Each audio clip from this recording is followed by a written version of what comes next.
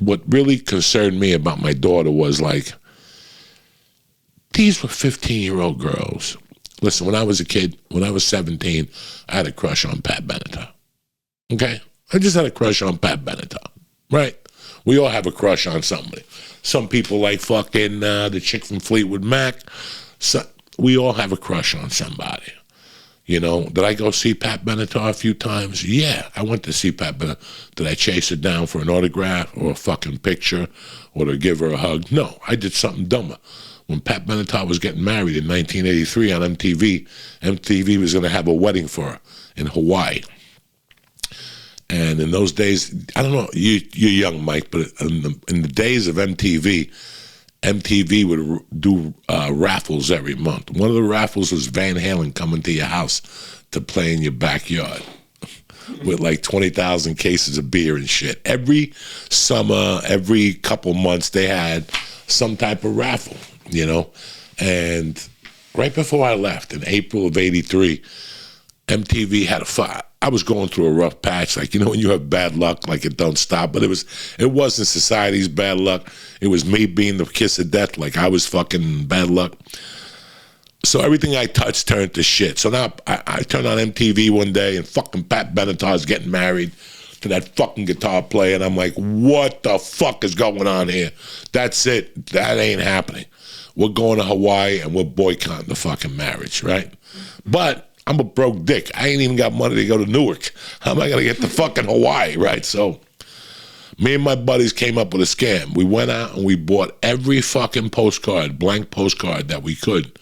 And we put the MTV address, 100 25th Avenue, New York, 10025. I'm still a geek. I still remember all that shit. And you have to put down like, you know, Pat Benatar contest. I want to enter. Guys, I put at least 200 in the mailbox every day. I had people helping me. I had people mailing them from different mailboxes. Somebody said spread them around. I mean, I was going insane.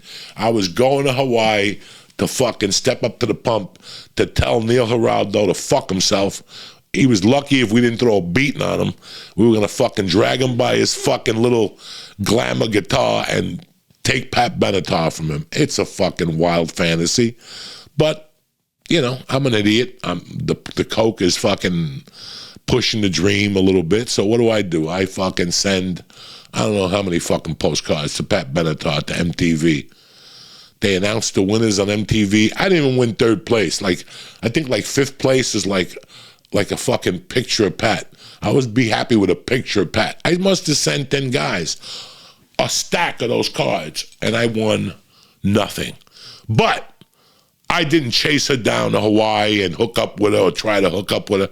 It's really sad that these girls were young kids and they were going to the fucking courthouses. You know, he would invite them over, tell them they could sing, come over and sing. The girl would sing, and then they'd tell the girl, take your fucking clothes off, you're fucking and sucking. That's worse than this. That's worse than somebody cheating on you. You know what I'm saying? And when the girls told you the story, like at first they were trying to keep it together, like how cool they were, like, you know, that this is something that just happened in their life. And it's like me talking to you about kidnapping or something that happened to me. But then after a while, you could see that they just break down. You know, he knocked them up. He made them get abortions. He made them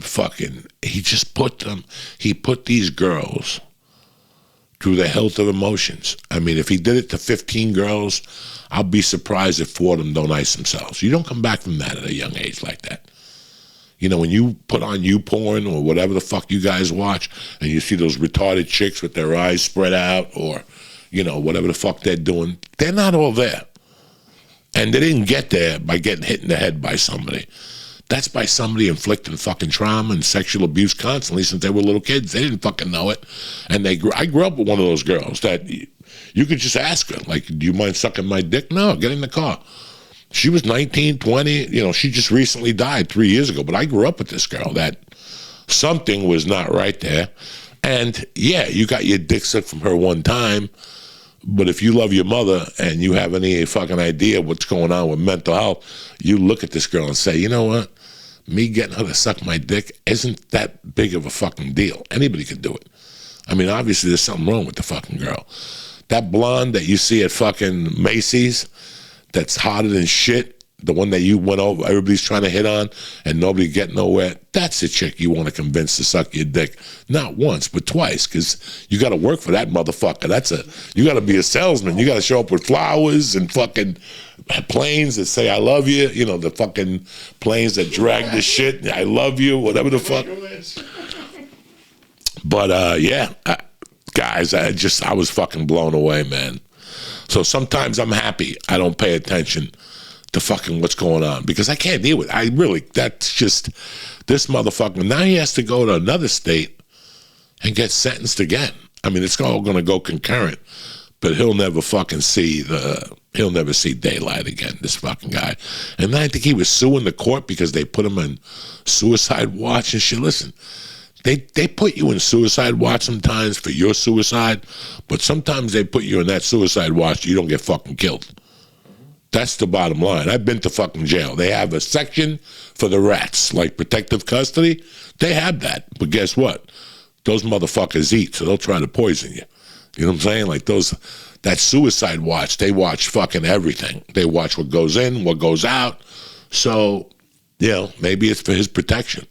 I mean, and all that shit he did, I mean, I could see if he did it to white chicks, you know, to get back from, what's the thing black people are looking for? They're looking for a payment, reparation. I could see if you're going to fuck a bunch of white chicks and then go to court and just say reparations, whatever the fuck it is. But he did it all to his own kind. He did it all to sisters, man. All to young sisters. And you know what? These young sisters don't catch a break. You know, if you know anything about the ghettos and stuff like that, sexual whatever is big in those fucking communities. All those kids come home, they grow up with a fucking story, you know, a drunk uncle, whatever the fuck it was, somebody who wasn't paying attention to him. Anyway, enough with the fucking pedophilia talk. I just didn't know that this shit was going on. I didn't know they could throw somebody in jail for having sex 30 fucking years. I could see I don't know if he raped them. I don't know what he did. I know he held them against their will. They were touching on that. Some parents didn't see their daughters for 2 fucking years. He would make them, you couldn't eat. He would starve them. He would starve the girls. He would fucking, you had to ask him permission to use the bathroom. You had to ask him permission to eat. Girls, this is why. This is why you got to be careful and watch your back at all times. You don't know what you're falling into.